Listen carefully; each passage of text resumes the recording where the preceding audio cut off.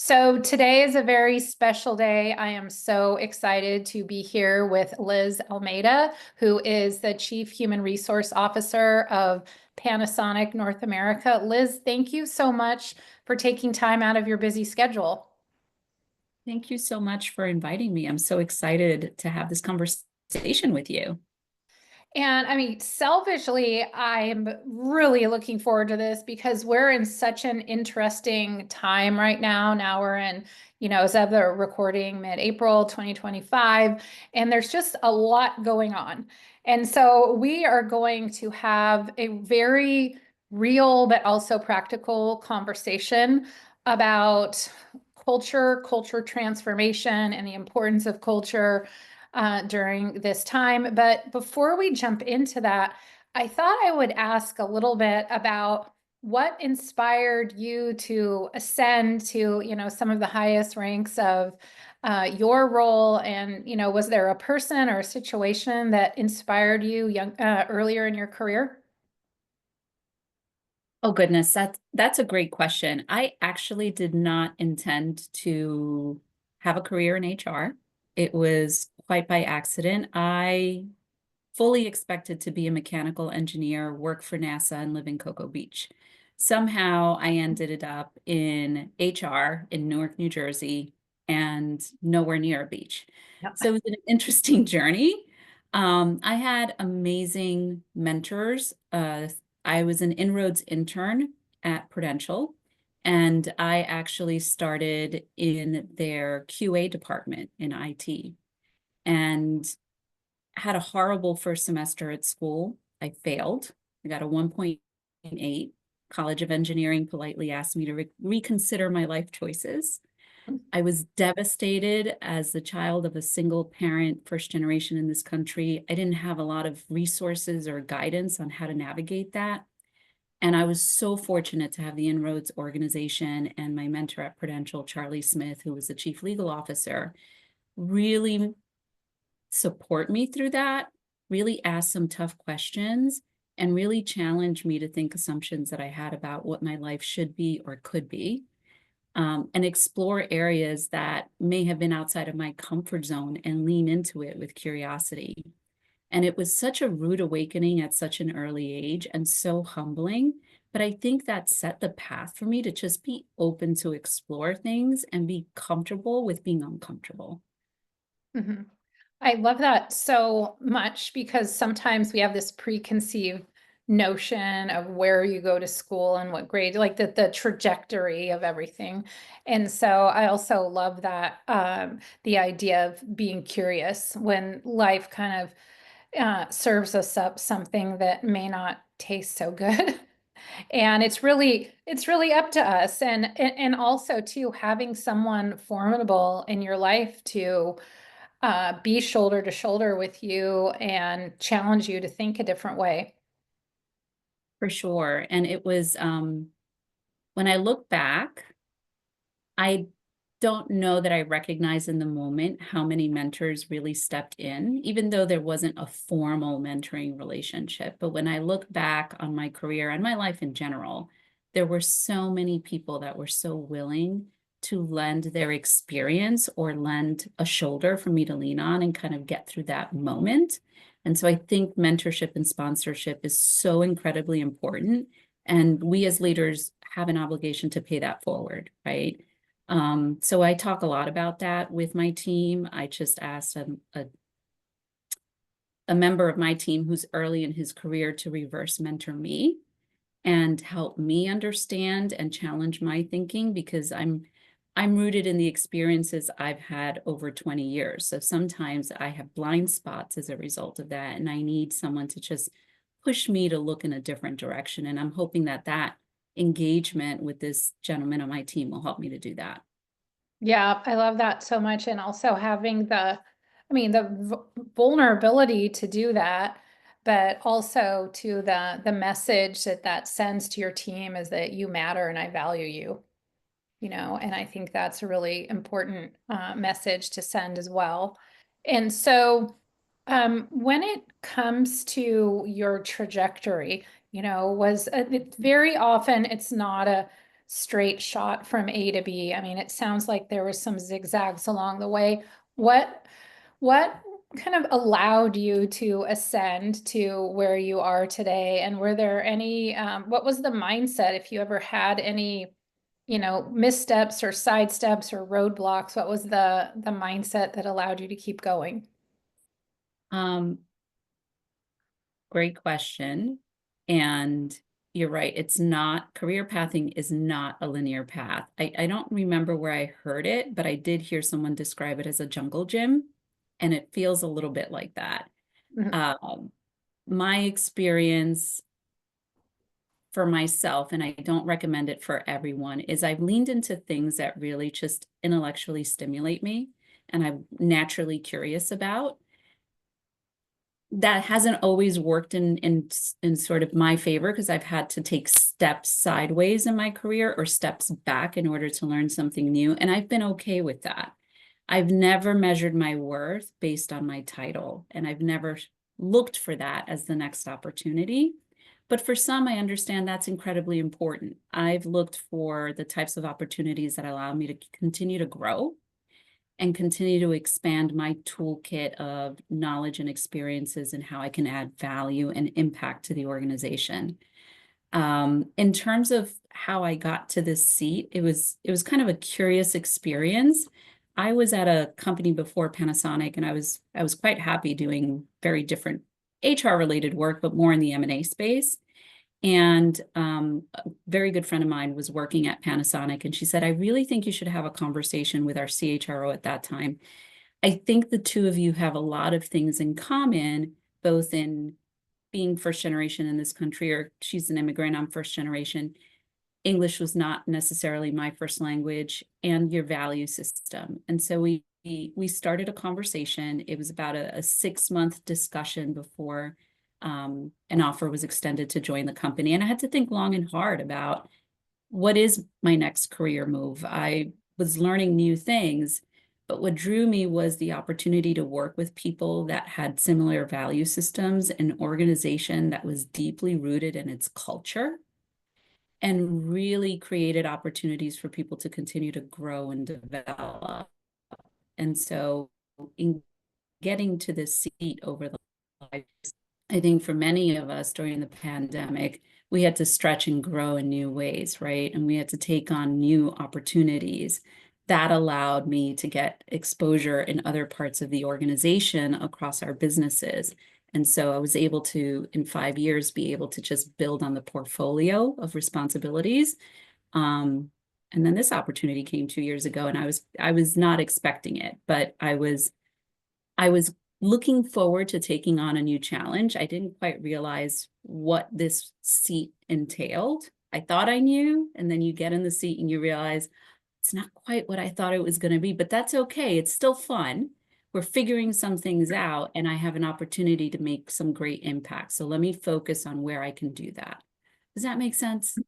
Yeah, no, that makes a lot of sense. And I really love how you're consistent with your theme of curiosity, because when someone, I think it is very important to pay attention to the opportunities and things that come our way, because you could have very easily thought, no, why would I have a conversation with this person? Just because this person maybe is an immigrant and I'm first gen, like this doesn't make sense, or I don't have experience doing that, or you could have shut it out. But I think that you being curious is just so important, because at the end of the day, it totally changed the trajectory of your career. 100%. And, you mentioned earlier, how did I keep going in those moments that I stumbled? And I think back on my mom. So one of the things that my mom drilled into me, which I didn't appreciate at the time, and I think we all have those moments, right, where we look back and we're like, I get now what she was doing. She always said to me, there's no reason why you can't do it. If someone else before you has done it, you should be able to do it as well. And if no one else has done it, then you'll be the first. So she never let me off the hook. She Mhm. built accountability into my discipline early on. Mhm. And that is sort of what plays in the back of my mind oftentimes when I'm faced with something. including stepping into this role in situations that just were unexpected, unplanned for, never had happened in the history of Panasonic. And so we had to figure out a lot of things for the first time. And I didn't figure it out alone. The best ideas don't come from the top usually. They come from the bottom up. So how do you leverage that collective wisdom? So I stepped in not knowing things like comp and ben. I'd never been curious about that. In fact, I looked in the other direction every time an opportunity came up. But I got really curious really fast, and I brought in really smart people that I can trust to tackle and solve for those issues. And I just keep hearing my mom's voice in the back of my head. You've never done it, but you'll learn it, and you can just lean into it. Yeah, I love that so much. And if you weren't fortunate enough to have somebody in your ear saying that, I think you can benefit from Liz's mom too, and just know that you can figure it out and to lean into your curiosity. And for anyone listening, just when someone brings something up or kind of gives you a nudge to enter an arena that you don't feel ready for, or you feel like maybe it's a little bit crazy, but could be interesting, just maybe be discerning, but be curious. So I think that's such a great takeaway. And well, let's talk about your specialty and expertise, culture. We're at, like we mentioned before, a pretty interesting time in history. And we have a new generation of leaders coming in who seems like they are quite different. We were talking before we went live about what the workforce and what was, I'm using like air quotes, normal in the 90s versus today. So what do you think is most important to retain top talent and for culture today? I love this conversation. I think it's so important for us to be super transparent in these discussions. What are the values of the organization? I have a broad range of generations on my team specifically, and most certainly across all of Panasonic. So I'm thinking back on some recent discussions I've had on my team around not only career pathing, but work-life integration and how to create the space for the multiple facets of their lives that have to come together at any one point in time. During the pandemic, when we had all transitioned to being on Zoom or Teams meetings, and I would find that some folks on my team would apologize because life was happening around them, behind them. Their child might be crying, their dog is barking, somebody's walking in the background. It happens. That's your life. I don't expect you to live in a bubble, so please stop apologizing for that. I think my team is feeling very psychologically safe, and when they feel safe, they will drive innovation. They're going to take risks. They're going to help us move the needle on some bigger programs. So for them, the ask has been to continue to create a safe space for them to be their whole person in the workplace and be able to engage in conversation with vulnerability. And so we try to do that, and we have to be really self-aware when and how we show up in some discussions. I haven't realized about myself, sometimes I show up, I can be annoyingly optimistic, and I'm not trying to fix a problem. And I was really surprised. I was given feedback that I wasn't being empathetic. And I thought, oh my gosh, that's like the furthest thing from what I'm trying to do. So how am I landing? Because I wasn't giving the space for them to be vulnerable in that moment in the way they needed to be vulnerable. I'm curious if you hear any of this in your conversations, because I know you have a lot of great guests and you talk about culture quite a bit. I do, and it seems like it's more and more. Well, you mentioned psychological safety from a psychology background and from the coaching space.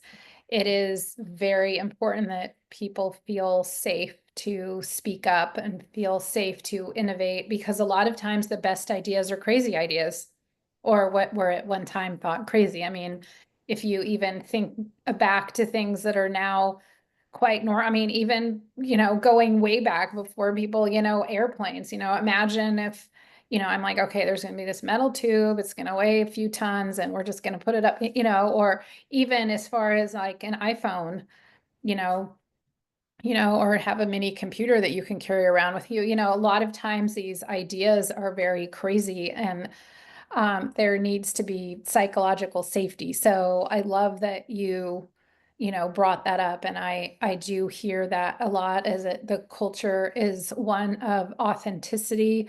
It's less of a kind of a dictatorship and more, it's less of this is what's going to be done. I don't care how you do it, get it done, rather than being more collaborative. And quite honestly, it seems like that's the most profitable and productive route to go. And so I love that you brought up the psychological safety and the ability to innovate. So yes, it's a very consistent theme. Well, I'm glad to hear I'm not the only one. And honestly, it's fun, right? When people can be themselves and really connect in meaningful ways, it just makes the work fun. Mhm. And I think that is very important too, because and you can speak to this as well, but it seems like, also now having, adult kids that are entering the workforce, and working with teams who are now in their, 20s and 30s, you know, it things are important to them now that were maybe either not important, or that maybe people back in, when we first started working didn't have the permission to request. And so just it seems like culture is very fluid these days, and I love that you're doing like reverse 360. So can you speak a little bit about that and how that's been helpful? So for me personally, I'm just starting that journey on reverse mentoring, just to honestly better understand what I don't know and really have a thinking partner that's got a completely different lens and lived experience, because I don't want to fall into the trap of maybe even groupthink at the leadership level. I think a lot of times we might start to approach problems from a similar perspective.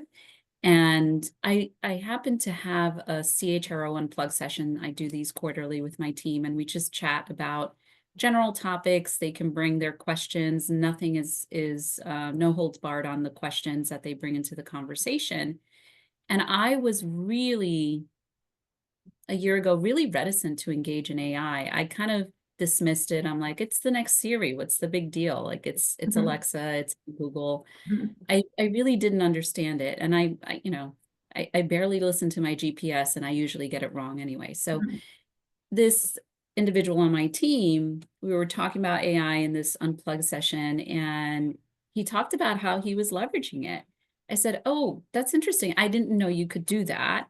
I said, "Can you show me a little bit more about how you engage with the AI, and where do you find value in it?" Because again, I was thinking, it's Alexa, it's going to do grocery lists for me.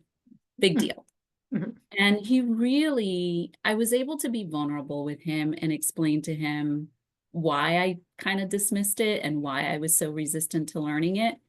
And he was able to demonstrate the value to me and reframe my thinking around it. And I realized I need that push where I am right now. I need that push, and I need that different perspective, because I'm getting a little bit comfortable in my views, and I'm solving problems in the same way I was probably solving them 5 years ago. And the world has changed and shifted. Mhm. Yeah, that is so true. And so in terms of, culture now during kind of change and disruption of like all the different things that are going on in our companies and the world right now, what do you think is most important when it comes to culture and managing people and, retaining the next leaders that are coming in? Um, I think one of the most important things is be clear on what your values are as an organization. Make Mhm. sure that your values align to that. As leaders, I think we really need to understand how we put those values into practice, how we bring them to life, and how we model the way for our teams and our employees more broadly. And you have to remember in a leadership role, it's not just your direct team that's looking at what you do. Everybody's looking at what you do in a leadership role. And you can lead others even if they're not directly rolling into your organization. Um, in order to create the right culture, the right environment to unlock high performance, and to really drive engagement and innovation, we have to create the space for everyone to be able to voice and share ideas. And if, as leaders, we're not actively engaging in creating that culture, it doesn't just happen on its own. You have to work at it and you have to be intentional. And leaders need to be self-aware about how they show up and how they bring it to life. Mhm. And then so finally then in terms of values, being aware of values and intentionality and kind of walking the walk, so to speak, what would be one call to action? So if someone is listening and they're thinking either I am a leader and gosh, I have not been doing this well or as well as I can, or if they're thinking that they're an emerging leader, what advice would you have for them? I would start with um, I would start with listening with curiosity. I think sometimes leaders, once you're in that leadership role, sometimes we carry this burden that we are expected to have all of the answers, and we can't possibly. So we have to be humble about that, and we have to accept that, and we have to listen with curiosity because some of the best ideas aren't going to come from that seat. We have to listen to see if our employees can actually or are actually thinking about some of the similar problems that we're trying to solve for, and how do we engage them and activate them to swarm around those problems and solve for them. I've seen time and again leaders in across organizations who feel this need to have the answer and just lead with sort of delegating tasks as opposed to bringing employees in to co-create solutions and really allowing them to have the space to kind of design something that might be different. So I that was love a very wordy response. I'm sorry. No, I love that because I've heard over and over, really, and it's in a different way, but it seems related that people tend to support what they help create. So if they're part of the solution, it really tends to help with high performance, motivation, and ultimately like productivity and ultimately profitability, right? For sure. Absolutely. Co-creation is key. I mean, if I could re-answer that question, I would say co-create, drive co-creation in your organization because they absolutely will be, they'll feel like that was theirs and they're going to be very invested in that. And it is, it's ours. Yeah, so it seems like creating psychological safety and creating really a culture of co-creation can be incredibly important, especially when companies are going through times of change or disruption. So, Liz, thank you so much for your time and sharing your wisdom, and congratulations on all of your success up to this point. And I look forward to following your journey. Thank you so much.